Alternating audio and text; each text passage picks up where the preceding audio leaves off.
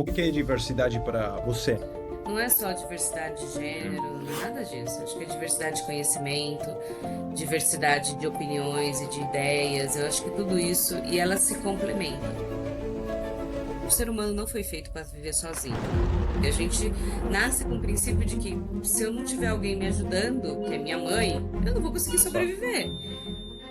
E você só inova quando você vai conversando. Quando você senta aqui com você para conversar, você vai criando outras perspectivas da mesma ideia. Então, quando a gente fala que precisa de diversidade para inovar, não é uma balela. Priscila, é realmente um prazer ter você aqui no show Experts Path. Eu estava olhando um pouquinho da sua carreira e eu entendo que você começou a sua carreira desde 6 anos, fazendo programação. Pois É é, mesmo? É assim ou está errada a informação que eu é isso encontrei? mesmo. É, não, tá certo, tá certo. Eu, na verdade,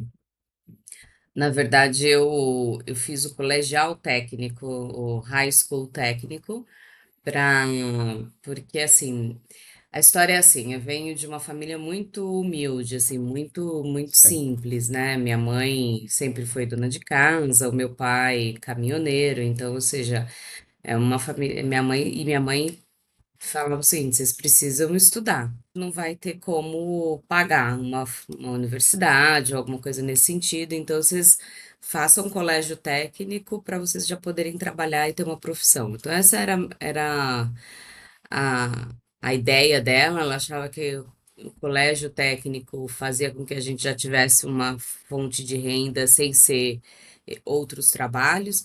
E foi muito importante, porque assim, comigo aconteceu isso, eu tenho mais um irmão e uma Sim. irmã, e nós três fomos a mesma.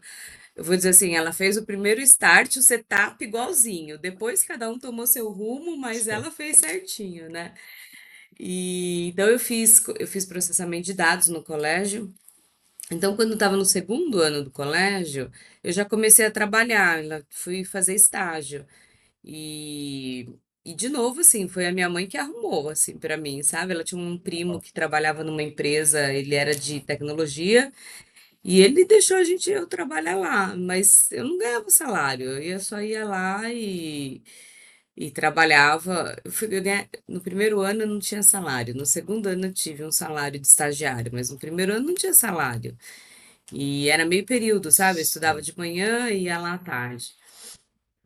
Aí já no segundo ano já era mais oficial. Aí eu estudava à noite, Hum. ia, trabalhava o dia inteiro, né? Fazia estágio o dia inteiro.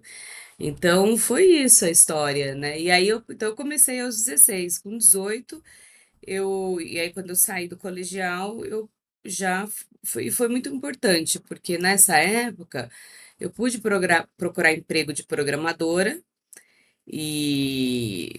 né, e tinha uma profissão, né? Então, assim, foi legal, sabe? Bom, Foi muito importante para minha carreira. E eu gostei, na verdade, né? Porque eu comecei a fazer processamento de dados sem saber exatamente o que que era, né? certo. Falei, eu vou fazer para depois aí depois qualquer coisa que eu vá fazer depois na universidade vai servir para alguma coisa. Mas aí eu comecei a trabalhar, gostei e segui, Muito sabe? bom. Então é Importância e influência dos pais aí também, né?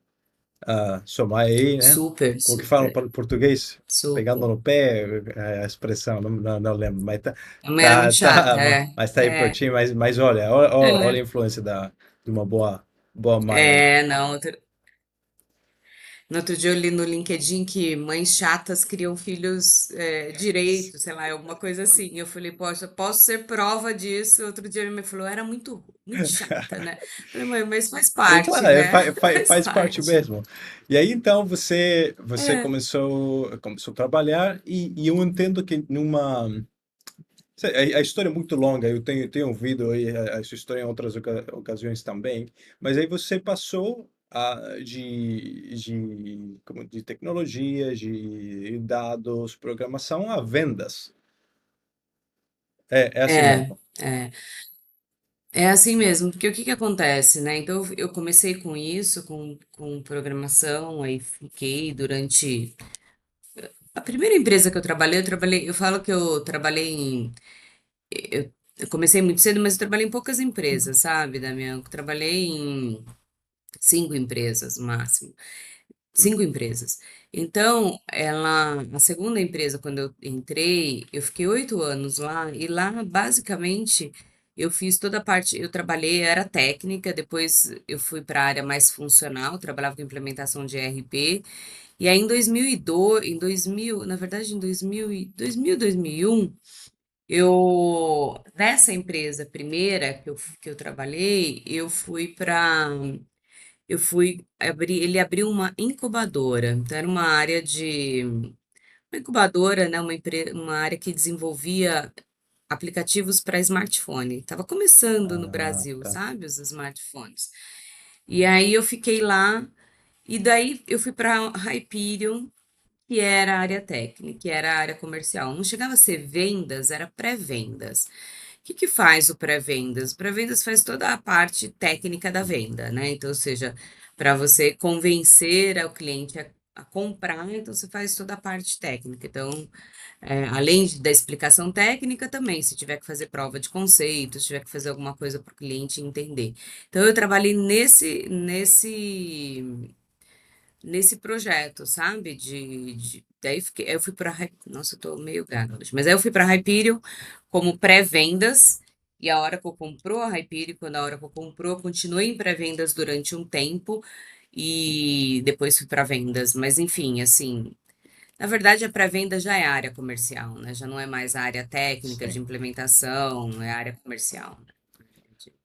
Já E é. aí foi assim consciente a decisão ou era pré-vendas, próximo passo vai ser é, ve- Não, eu nunca fui vendas, assim, sim, sim. direto, sabe? Tipo, porque o que que acontece? Quando eu fui para a Hyperion, eu já era gerente de pré-vendas. Então, eu ajudei a Hyperion a montar a área de Tá. pré-vendas no Brasil e na América Latina. Então, a gente montou no Brasil e no México, e depois a gente contratou uma pessoa no Chile. Mas, basicamente, a Hyperion era Brasil e México. E aí, até lá que eu tive a oportunidade, eu tive que aprender espanhol meio que correndo, porque falou, a gente vai montar no México e precisa. E aí foi muito legal, assim, até eu gosto muito do espanhol, sabe? Tipo, é que agora faz tempo que, desde que eu saí da Oracle, eu meio que não uso Calma, mais, né? Porque acabei que no Hub usa muito mais inglês. Mas aí eu fui, e aí quando a Oracle comprou a Hyperion, eu fiquei como gerente de hum, pré-vendas de um tempo na Oracle, e a virada para vendas mesmo, né, eu nunca fui vendedora, eu sempre já estava liderando um time. Então eu liderei o time de pré-vendas, e quando teve uma migração, né, do modelo on-premise para SaaS, aí eu fui cuidar dessa virada aqui, que eu era vice-presidente de. Foi aí que eu fui promovida, hum. tudo. Na hora que eu fui crescendo minha carreira, diretora de todos os aplicativos, mas sempre na área de pré-vendas. E aí, quando eu fui para acessar, aí foi que eu envolvi mais com a venda propriamente dito, e aí depois eu assumi uma área de analytics, que aí era a área de vendas, e aí sim aí foi vendas. Mas nunca fui a venda, sabe, do tipo, ou Claro, vendedor, claro. assim, sabe? Sempre gerenciando um time, Também. E né? também no ambiente no que você estava, né? Na Oracle, nunca é vendedor de sair correndo atrás do cliente. Ainda assim, também, né? É Não, não. diferente, Mas B2B.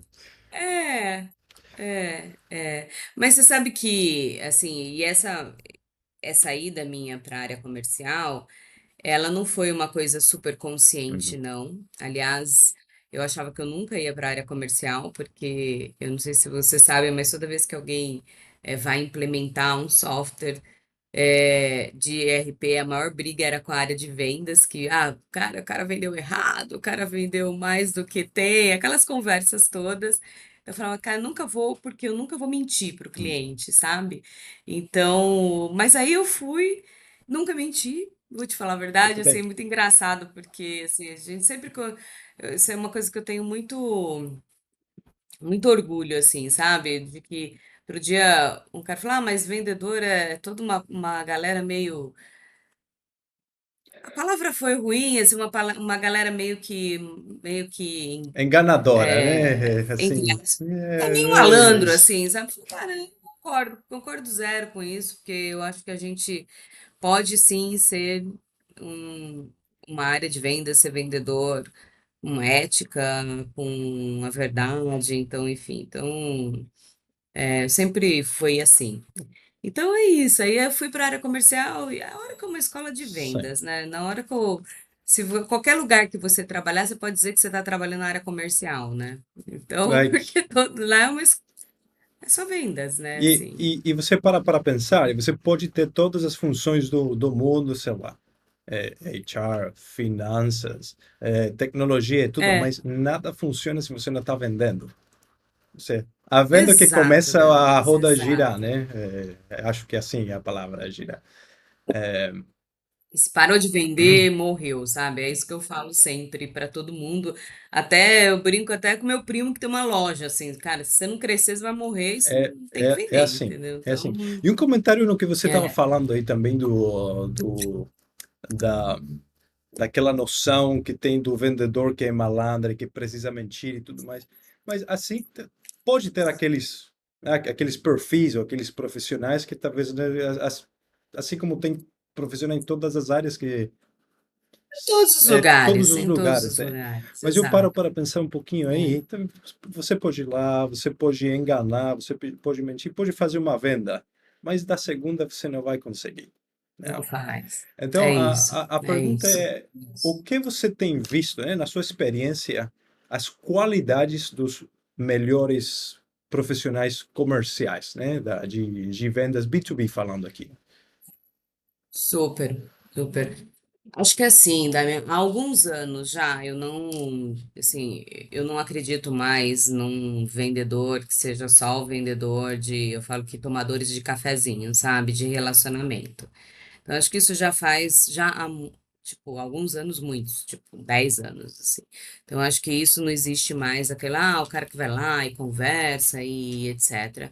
Então, acho que qualquer vendedor de B2B, ele precisa, primeiro, ter um conhecimento do que ele está falando, ele precisa conhecer do que ele tá vendendo.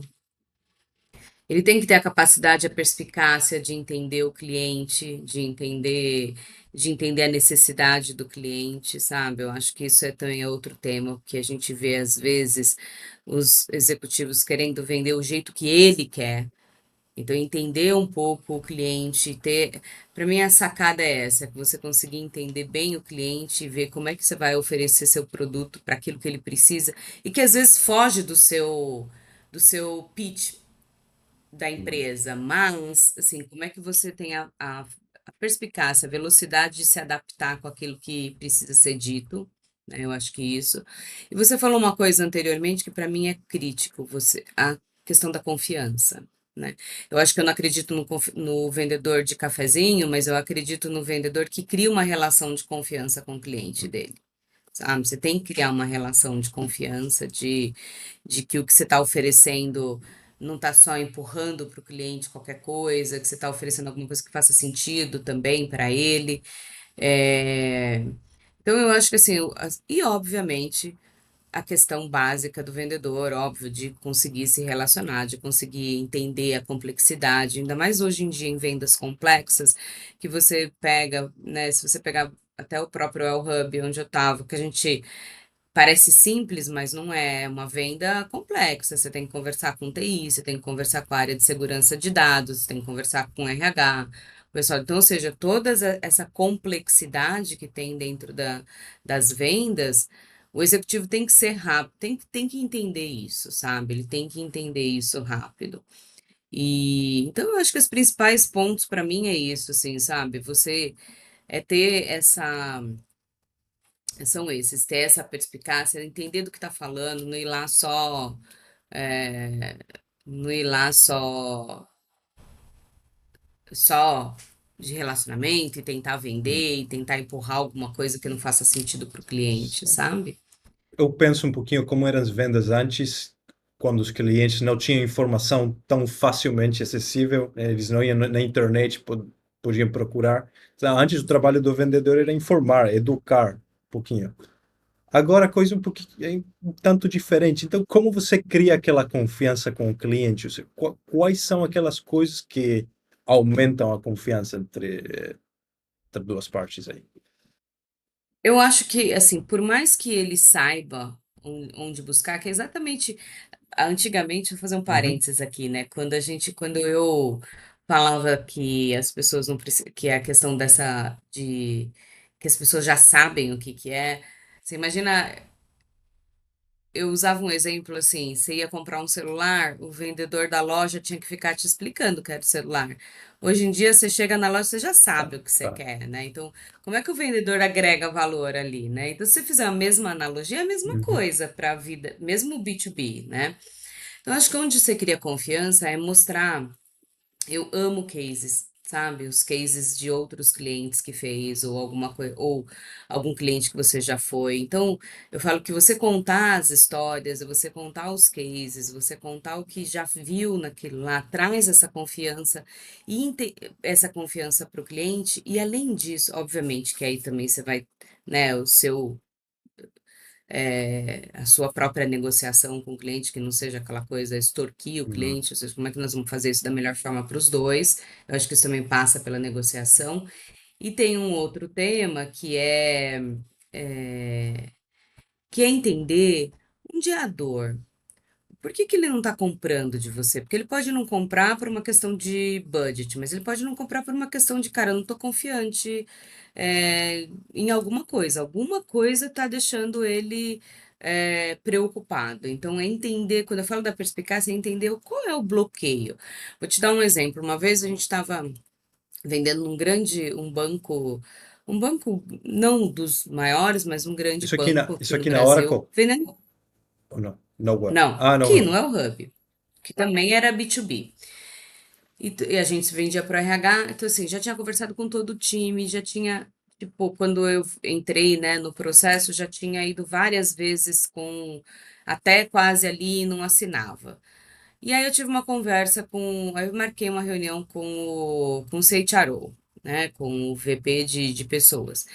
E aí ele me falou, olha, eu acho tudo isso muito legal, mas eu não, como é que vocês estão em bancos?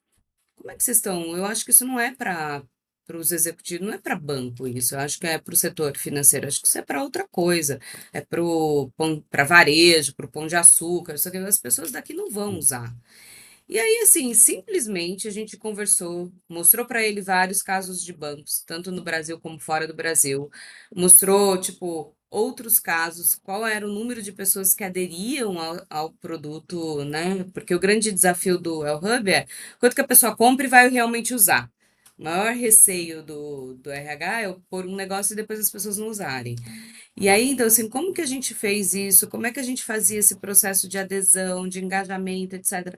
Quando a gente explicou tudo isso no mês seguinte, porque ele foi muito claro para mim, falou, Priscila, tudo bem que aí ele falou, um dos pontos que bloqueia aqui é isso, eu vou investir um dinheiro que as pessoas não vão usar.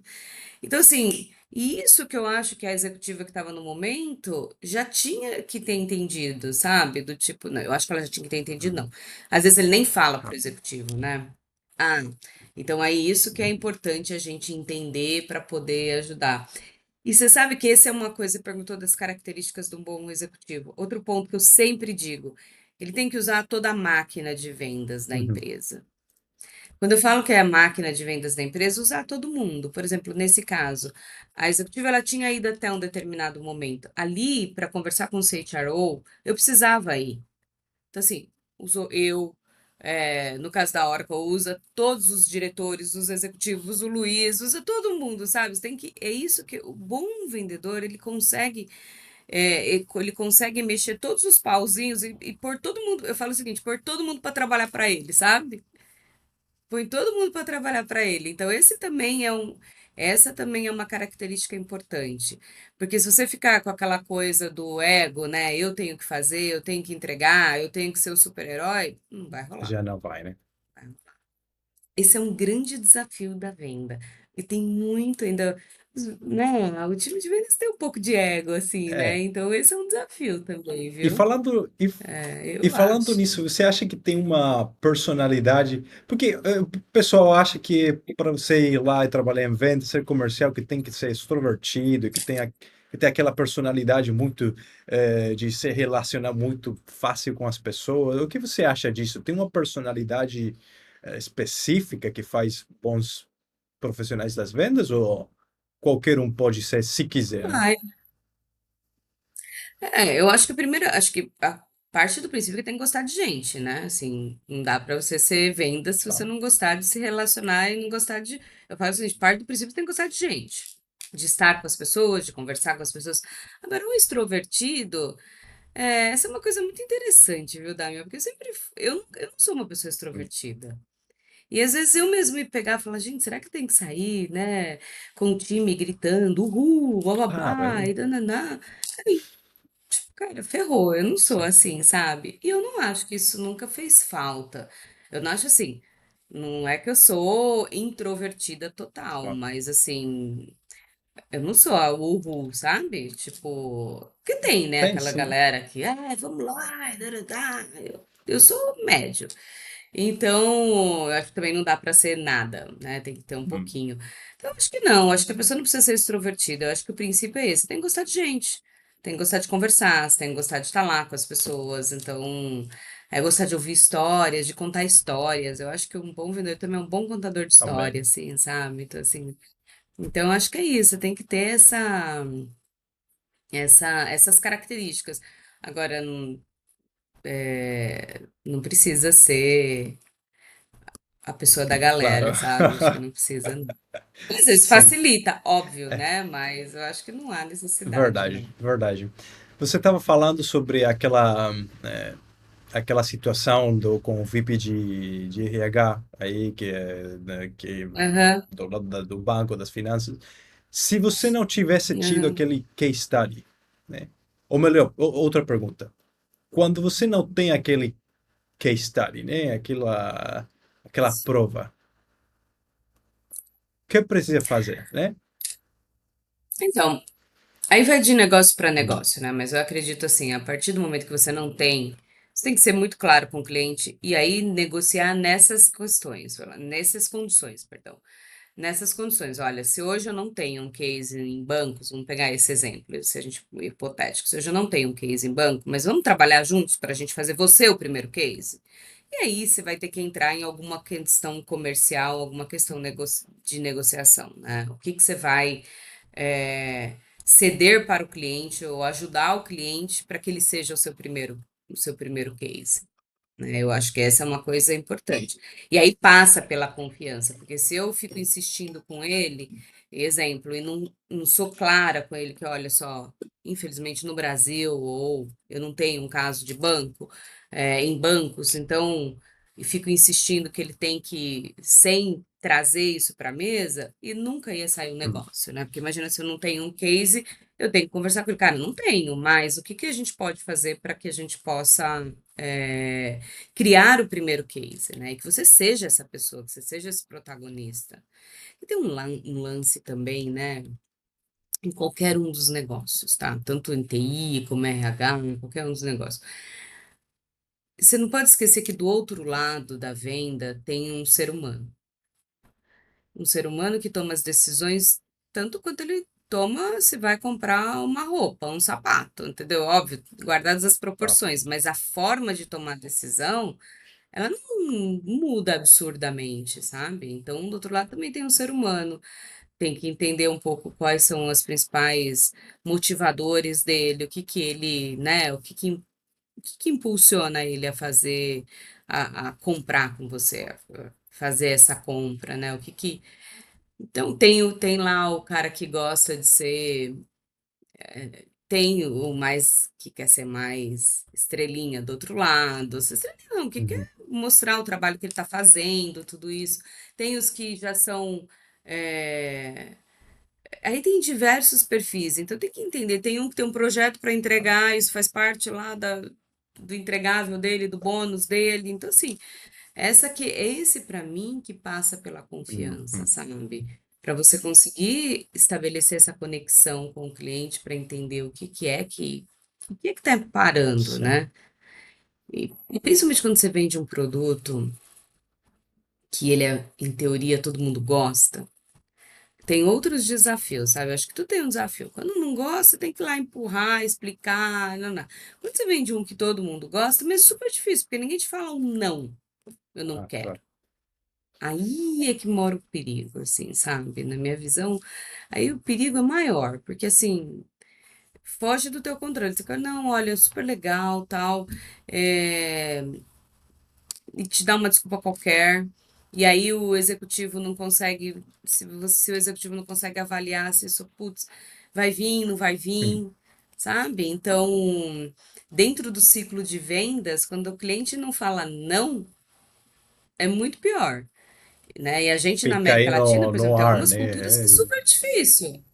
É, né? Que aí o cara vai te enrolando, olha, falta uma reunião com o comitê, falta uma reunião com o XPTO, e aí te enrola muito. Então, assim, esse também é um tema, né? Assim, que esse é um ponto importante. Então, eu acho que é esse que é, eu não sei porque que eu entrei nesse tema, mas assim, Mas esse é outro.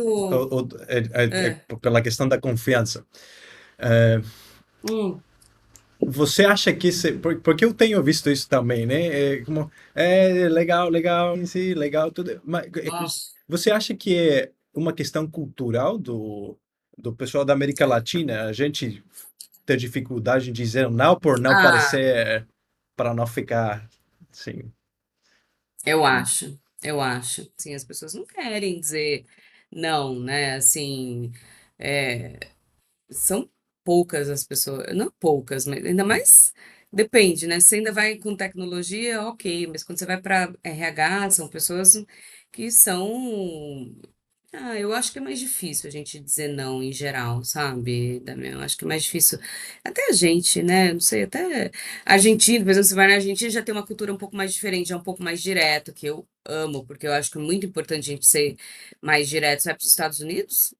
Eu me lembro Hum. quando eu, primeira vez que eu fui para os Estados Unidos, pela Hyperion ainda, aí tava conversando com um cara do Wells Fargo e tava numa, foi um negócio de vendas.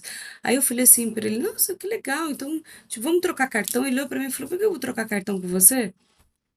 Não vou falar com você, não, você não vai vender nada para mim, não vou vender nada para você, porque ele vai no primeiro momento eu achei assim, credo, que grosso, né? Claro. Que rude. Mas, cara, não, é prático. Por que ele Uhum. vai, entendeu? Tipo assim, então acho que é essa praticidade que a gente não, e é uma questão cultural mesmo, né? Que a gente não tem tanto, né? É. Que eu não acho nenhuma ser melhor do que a outra. Você tem que saber se ajustar a uma ou Gosto outra, desse né? ponto. É, porque Gosto, em algumas exato. coisas ser daquele jeito é legal, mas outras nem tanto. Eu, eu acredito. É, Mas eu tenho visto aquela diferença. eu concordo. Eu trabalhava em Executive Search. E eu fazia entrevista no mundo todo. Era muito interessante. Você vai candidatos da América Latina, posições aqui na América Latina, e entrevista podia ser 40 minutos, uma hora, assim, da primeira vez. Aí você ia nos Estados Unidos e 20 minutos, 25, 30, já acabou. Já cobriu tudo que tinha que Foi. cobrir, já conseguiu informação, fechou, né? Mas muito, muito direto. É isso. Mas pessoal aqui muito amigável, né? Procurava mais do que aquela. Talvez é mais. O que eu acho é que o pessoal da América Latina é mais orientado aos relacionamentos, pessoas com pessoas, e Relacionamento. talvez lá É, não é a prioridade. Então, não importa é se isso. eu queimei essa conversa aqui, eu não di uma boa impressão. Eu nunca mais vou ver essa pessoa aqui, sabe? Então, É acho isso, que é exato. aquele jeito de pensar, né? Uma coisa que você tem feito muito na sua carreira é criar times. Você começou áreas Aham. de pré-vendas, também transformou os modelos Uhum, uhum. de vendas também. Como você faz isso? Se você vem, tem um projeto novo, começou um novo time, tem um framework que você usa, ou um jeito que no que você pensa sobre criar um novo time comercial de vendas ou de qualquer outra área, né? É, é. Não, eu acho que assim, não tem um framework, Damian, infelizmente, mas você me deu uma boa ideia, né? Eu podia pensar nisso. Eu não tenho um framework claro, assim, sobre isso, não. Mas eu acho que, assim, Primeira coisa é entender um pouco o que que precisa, né? Então, quais são os perfis complementares, né? Então, vários. Eu preciso de um perfil eh, que seja um pouco mais, vai na hora. Eu precisava de um perfil que fosse às vezes um pouco mais técnico, que entendesse, tivesse uma especialização, então era uma coisa. Já ou se eu preciso de um perfil eh, que tenha contatos em um determinado segmento que também é importante, sabe? Então, acho que a primeira coisa é entender o que que você está precisando naquele momento, né? O que que você precisa.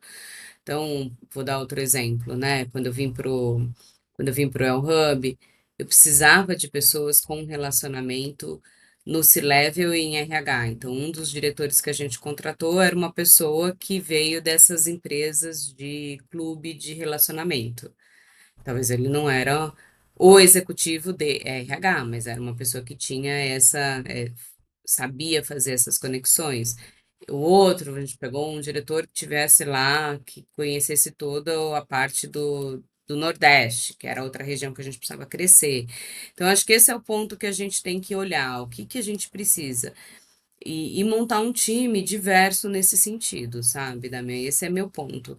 Tanto no sentido de conhecimento, então, assim, essa era uma coisa que, né, eu vou falar aqui do último, que é o que está mais fresco aqui, mas é num time de conhecimento, um time diverso. Então, por exemplo, né, a diversidade que a gente tinha era com esses backgrounds diferentes. Então, tinha uma pessoa que era muito boa nessas questões de relacionamento, com C-Level, etc. Tinha um que conhecia tudo de benefícios, tinha outro que conhecia muito de plano de saúde, essas coisas, porque era importante para o El Hub. Então, ou seja, e criando essa diversidade, eu acho que é muito importante, porque você cria uma certa complementariedade, sabe? Então é isso. E tem uma característica de pessoas que eu gosto muito, que é o que eu chamo de gente que faz, sabe? Ou seja, precisa ter dentro do time pessoas que queiram fazer. Eu tenho, por exemplo, eu tenho muita dificuldade de trabalhar com gente que quer só pegar tudo prontinho e só seguir o padrão, sabe? Porque são essas pessoas que reclamam, olha, nessa linha faltou uma regra. Cara, tipo, sabe? Então eu acho isso muito ruim. Eu acho que a gente precisa trabalhar com pessoas por isso que eu brinco que eu falo que o melhor perfil que existe é gente que faz, né? Gente que se fala, ó, esse aqui é o desafio e vamos juntos. Então, acho que esse é uma coisa. E a outra coisa que eu procuro sempre nos times que eu tenho, principalmente dos meus diretos, é que a gente tenha uma relação de confiança, porque eu falo o seguinte, a gente não tem tempo para poder ficar vendo se tem uma segunda agenda Uhum. ou se a pessoa, cara, não tem tempo. Eu tenho que ter certeza que a gente vai entregar uma missão e que a gente vai conseguir fazer essa missão. Se não conseguir, vamos ver o que a gente pode ajustar. Mas, assim, confiar de que a pessoa é honesta, de que isso vai acontecer, de que a gente tem uma boa relação. Então, acho que é isso esse que é o meu framework, assim, sabe? O meu modo Hum. de fazer.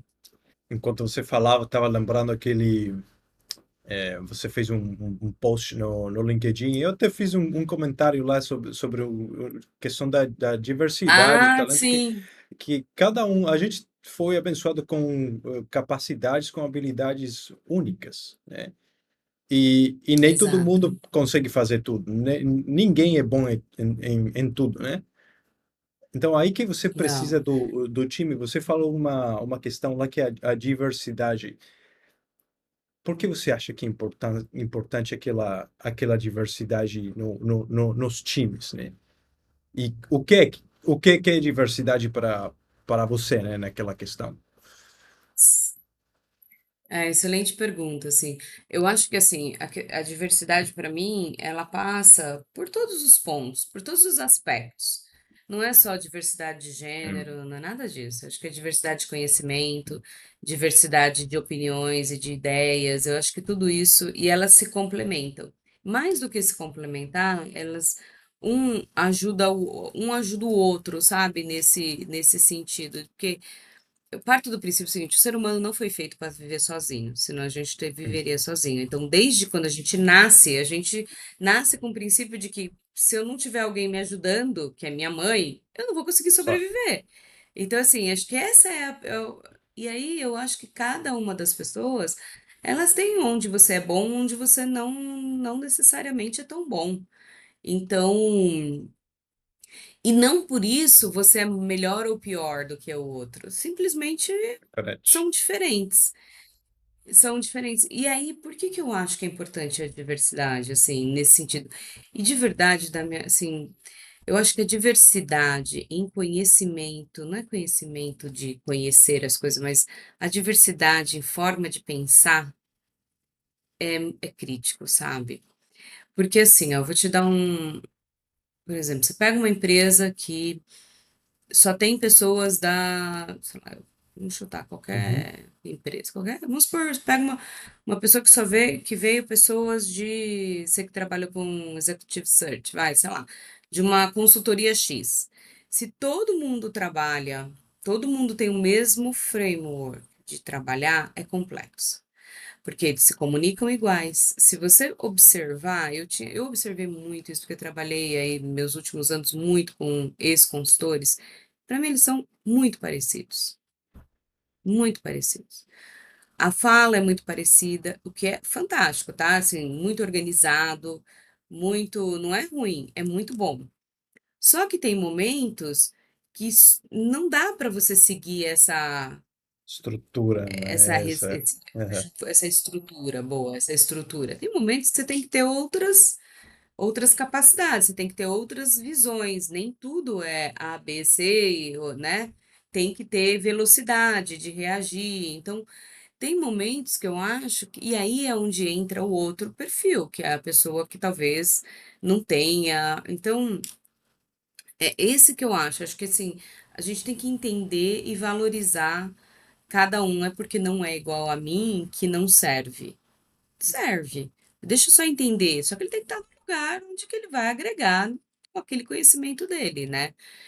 Então, assim, eu gosto demais da diversidade em todos os sentidos, de background, de gênero, óbvio, mas eu falo assim, de vida social também. Tem um exemplo da Oracle que eu amo muito, assim, os meus 3 últimos anos na Oracle, eu fiquei com Oracle Digital, que Uhum. era basicamente, eles falavam assim: "Ah, vou montar uma startup dentro É. da Oracle", né, isso em 2015, né, 10 anos atrás. E aí a primeira leva a gente contratou 200 pessoas, estagiários.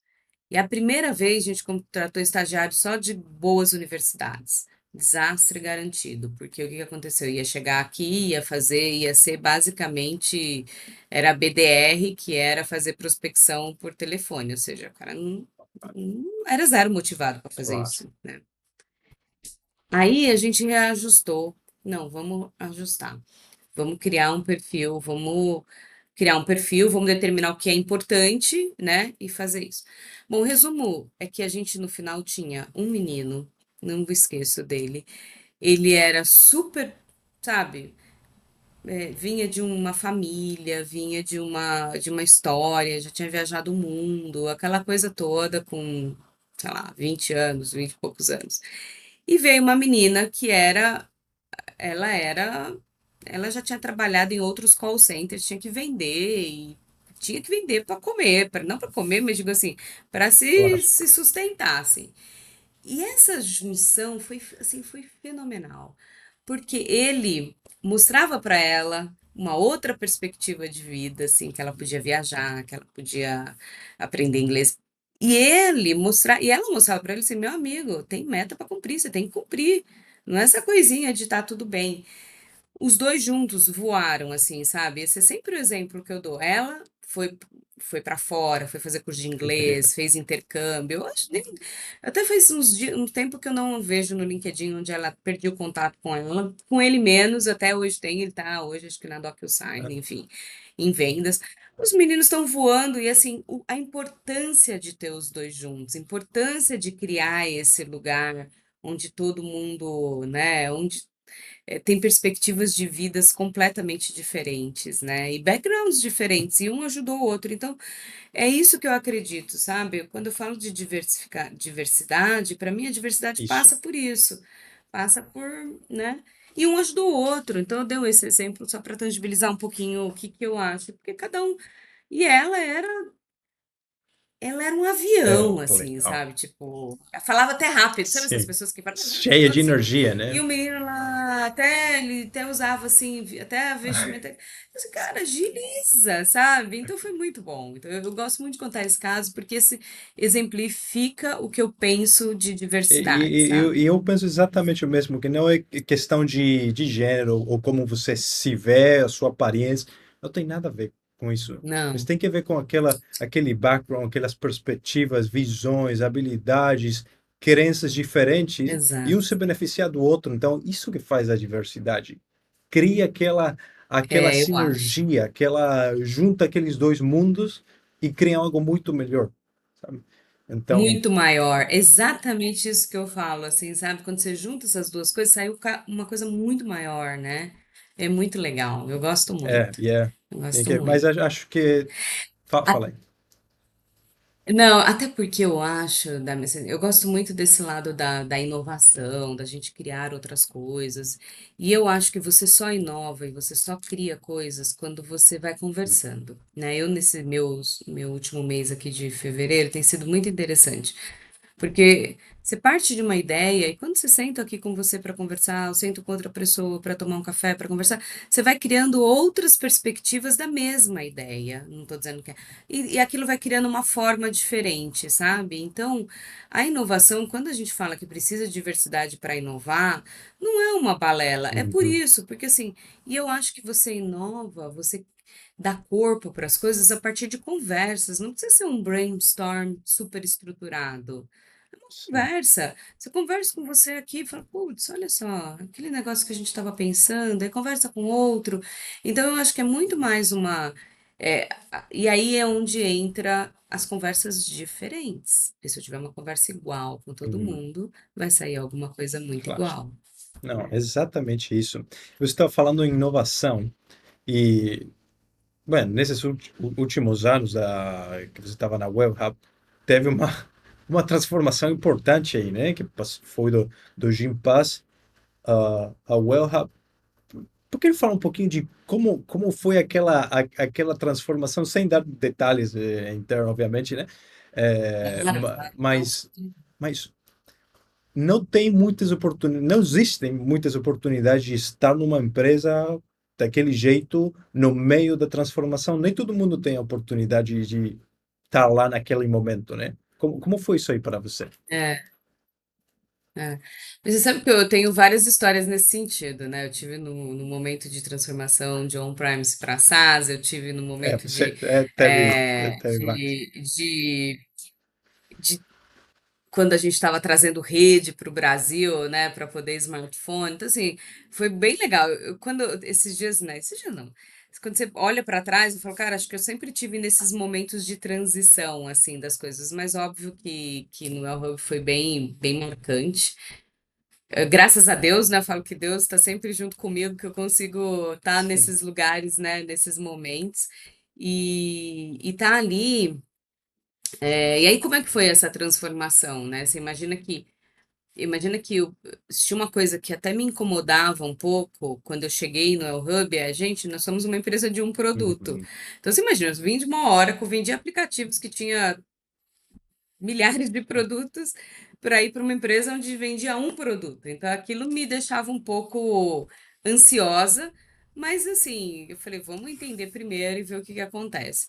Mas quando a gente. E aí, o que que aconteceu? Como é que funciona, né, dentro do El Hub? Isso é público. Eu vou te falar que é público, tem várias entrevistas que você olhar. Ele tem uma área de inovação, uma área chama de New Uhum. Ventures, que o César criou para estar sempre pensando em coisas que vai ser o próximo moonshot, sabe? Hum. Qual que vai ser o próximo negócio? E essa área, na verdade, ela já estava trabalhando e a ideia dela era criar um aplicativo de wellness.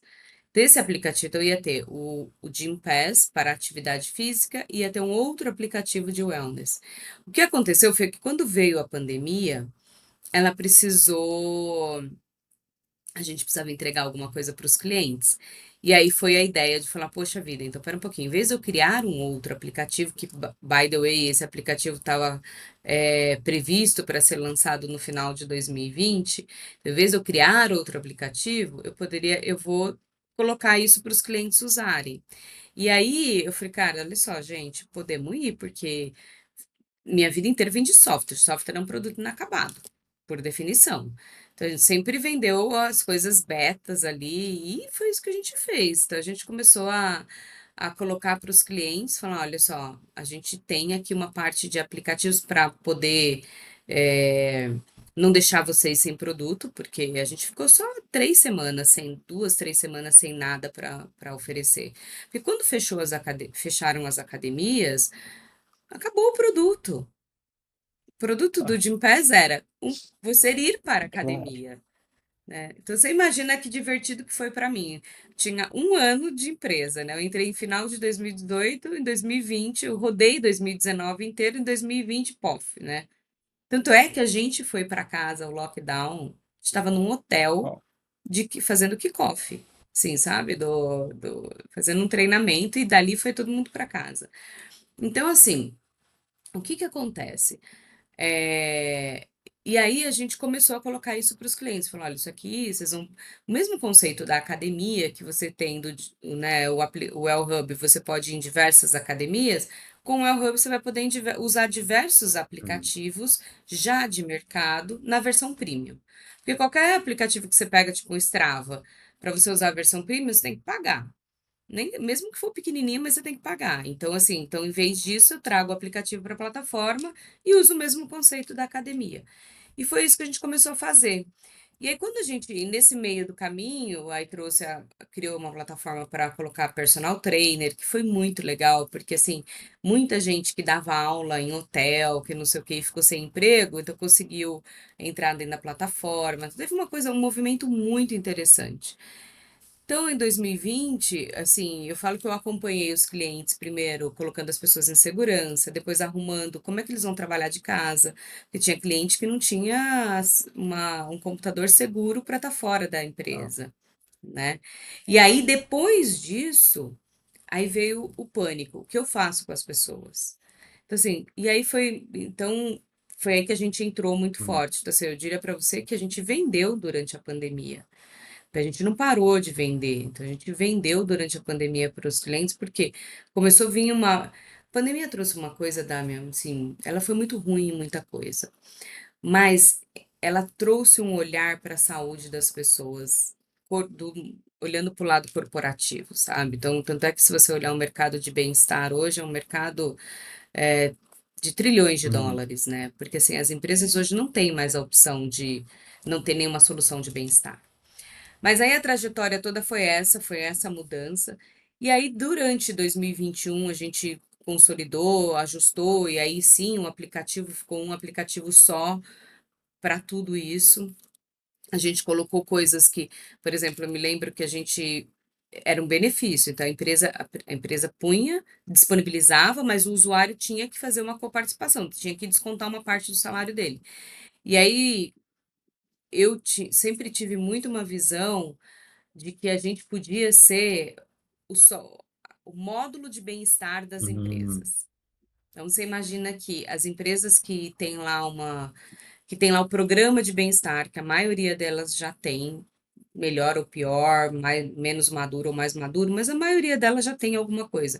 Então, como que eu posso ser a ferramenta para eles poderem executar esse programa de bem-estar? Essa sempre foi minha visão. Só que a gente, ao longo do período, tinha várias dúvidas. Ah, para onde que eu vou? Eu sigo no modelo de bem-estar, eu vou para o lado mais do usuário, né? Do tipo, ah, como é que eu vou oferecer mais produtos para o usuário em si, não para a empresa? Né? Porque o bem-estar está muito mais na empresa do que só no ah, ah, usuário, né? E, bom, sempre vendi para B2B, então eu sempre fui da linha de que a gente tem que oferecer para a tá. empresa, porque se um dia a empresa disser não quero mais, você pode ter 100% das pessoas usando, vão parar de usar, né? Ou vão entrar no, enfim. Então, acho que assim, e aí a gente foi, né, melhorando essa ideia, e aí opiniões diversas, né? Óbvio, eu do Brasil indo para o bem-estar, o pessoal dos Estados Unidos ainda querendo atividade física, porque eles estavam no estágio Ah, anterior claro. do que. Então, assim, foi bem divertido. Mas no final a gente entendeu que bem-estar era a melhor solução, até para a questão, até para a empresa, né? Uma empresa de bem-estar é muito melhor do que uma empresa de atividade Hum. física, né? E, e aí foi isso, e a gente veio transformando, e foi muito legal, porque teve muita mudança, né?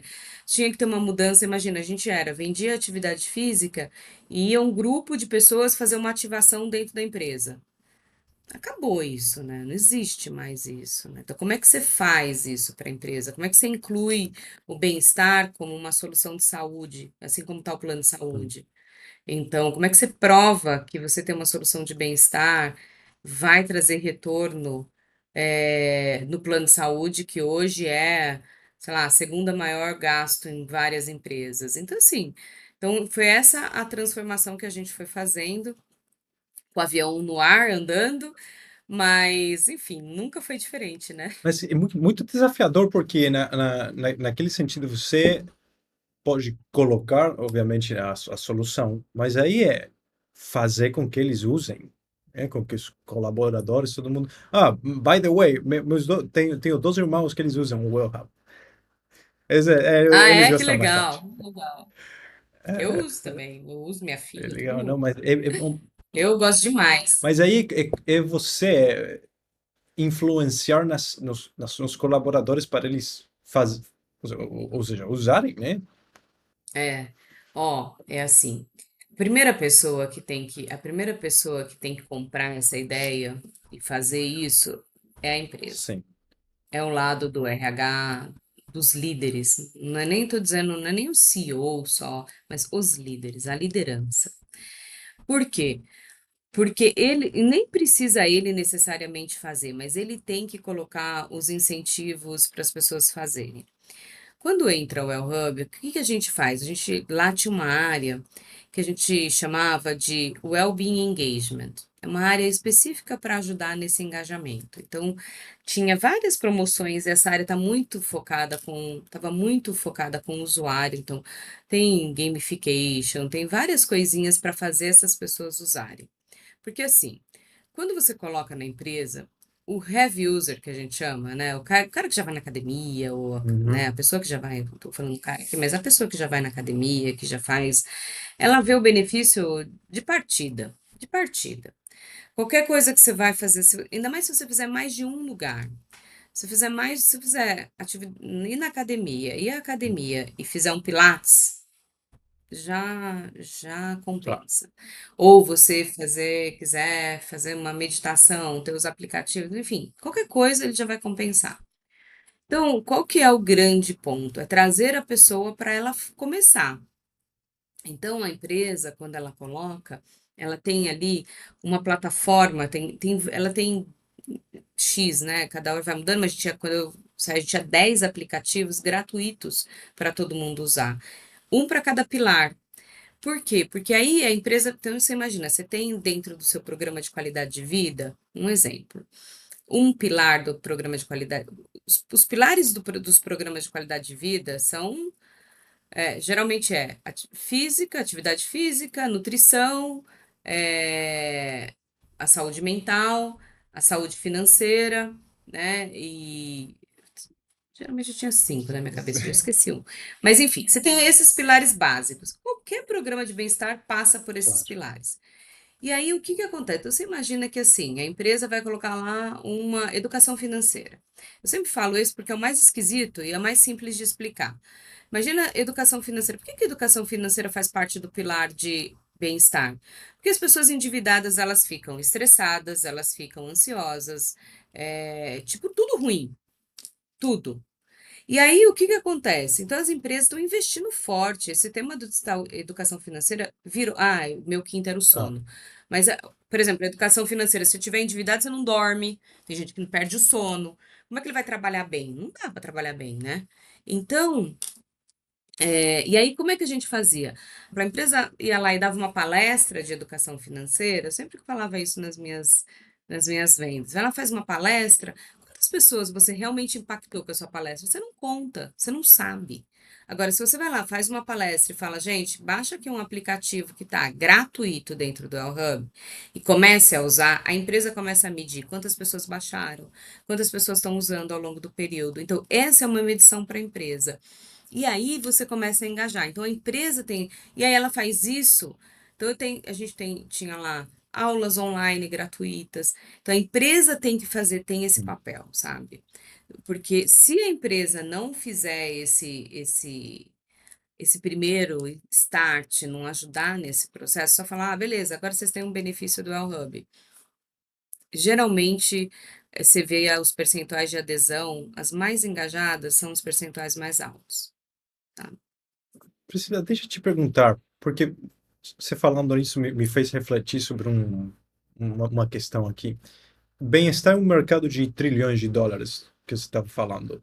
E as empresas estão investindo cada vez mais no bem-estar dos colaboradores, né? Financeiro, físico, sono, tudo mais. Hum. Eu não sei se isso está acontecendo agora, mas você acha que no futuro, no momento de contratar, de trazer o talento, isso vai ter que ser avaliado o bem-estar da pessoa? O que você acha? Se as pessoas estão se investindo tanto na que os colaboradores, o bem-estar deles seja bom, está se entrando dinheiro lá, Ai, parece. acho que eu não sei, Dami, eu não vi, nunca vi nada Nunca, né? nessa linha, assim, sabe? Nunca. Mas ao contrário, né? Assim, do tipo, o colaborador tem um monte de gente que fala assim, na hora de ser Uhum, contratado, é a pergunta, quais são, né? Geralmente pergunta dos benefícios, o que que vocês têm para entender o que que vocês estão uhum. investindo em relação ao bem-estar, né? Mas É, o fomos. inverso não pensei, não. Mas, cara, assim, não é difícil, né? Se você pensar assim, não é Hum. impossível. Eu nem sei se isso está acontecendo também, mas não é impossível. Se você pegar pelo plano de saúde, o dia que que o prontuário não sei, né? Quem sabe? É, Não isso sei. veio Eu vou dar aquela um ideia. exemplo, né? Eu saí do L-Hub, vou dar um exemplo. O plano de saúde, eu saí do L-Hub e fui para entrei no mesmo plano de saúde pela empresa do meu marido. Pelo meu CPF, eles tinham todo o histórico. Eu nem precisei da carta do L-Hub, porque o L-Hub falou assim: ah, se você precisar de uma carta, Uhum, a gente manda. Nem não. precisei. Ela falou: não, tranquilo, põe o CPF aqui, eu já sei tudo. Então, eu já tenho histórico das minhas consultas, dos Tá meus tudo. exames, tá tudo Interessante, lá. interessante. Vamos ver o que acontece. É um bom É, ponto, hein? Um bom vamos ver. ponto. Quem sabe daqui a alguns anos. Mas é. Priscila, tá acabando o tempo aqui, mas nossa, que prazer ter você aqui no show. A conversa interessante. Tá para continuar, eu te falo, mas a gente já run out of time. Não, guardo bastante tempo. Mas É, é, aham. Priscila, muito obrigado por ter vindo aqui, compartilhado o seu conhecimento, sua experiência e, bem, isso aí. Muito obrigado mesmo. Ótimo. Não, obrigada pelo convite. E aí, então agora tem um podcast em Esse aqui é o primeiro português também, português. né? Para Então, aqueles ó, que vão ouvir, desculpa meu português enferrujado, primeira vez aqui. foi muito bem. Mas, Priscila, muito obrigado mesmo.